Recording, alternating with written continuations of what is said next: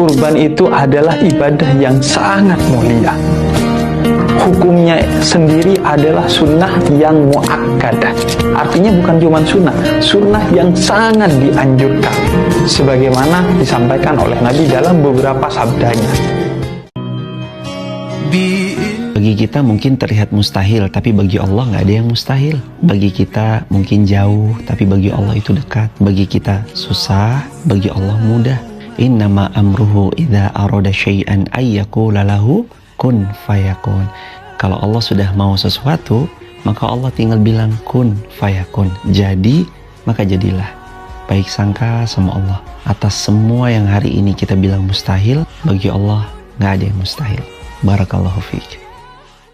Makanya yang Nabi kita SAW minta setiap pagi, Allahumma inni as'aluka ilman nafi'an wa rizqan thayyiban wa amalan mutaqabbala. Ya Allah, berikanlah aku ilmu nafi', ilmu yang bermanfaat. Maksudnya apa sih Ustaz? Ilmu yang bisa kita manfaatkan dalam setiap episode kehidupan kita. Ilmu yang bisa kita gunakan dalam setiap ujian dan masalah-masalah kita. Itu ilmu. Banyak orang hafal hadits la taghdab walakal jannah, jangan marah, niscaya bagimu surga. Tapi apakah setiap orang yang hafal dan tahu hadis tersebut bisa mengamalkan? Khususnya ketika istri ngejawab omongan kita, bisa nggak ngamalin la taghdab walakal jannah, jangan marah bagimu surga? Hampir semua kita tahu bahwa ghibah itu haram, dosa besar seperti makan bangkai. Tapi bisakah kita jaga lisan kita? Itu yang menentukan ilmu maklumat dan ilmu nafi'.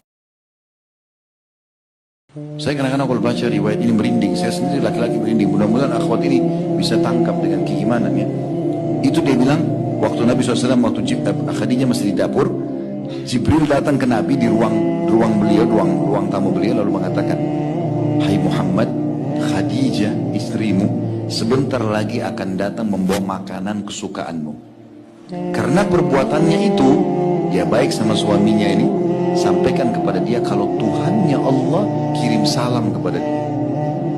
Ini bukan salam dari presiden, dari raja. Allah kirim salam pada istri yang begini. Allah kirim salam dan sampaikan juga salamku padanya. Jibril juga kirim salam.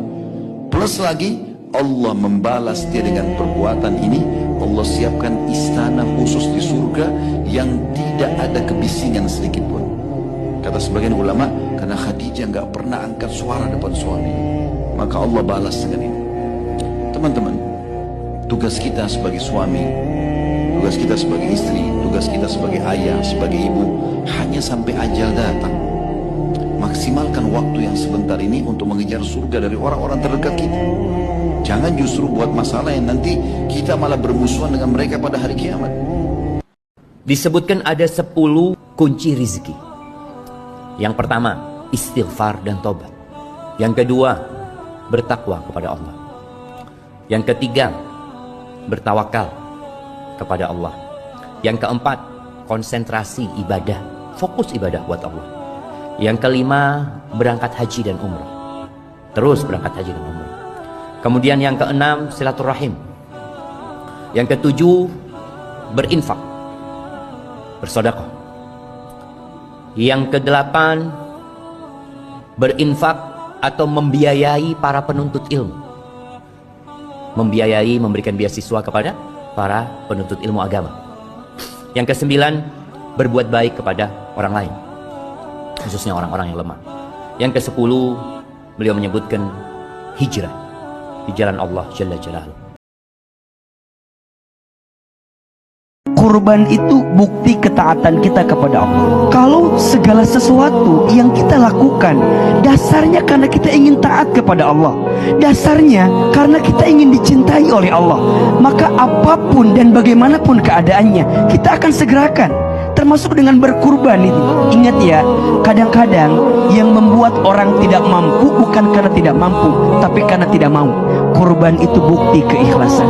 Bagaimana kita mendengar kisah Nabi Ibrahim alaihissalam yang Allah minta untuk menyembelih putranya Ismail alaihissalam. Yang Allah minta bukan menyembelih Ismailnya sebenarnya, tapi yang Allah minta menyembelih kepemilikan terhadap Ismail.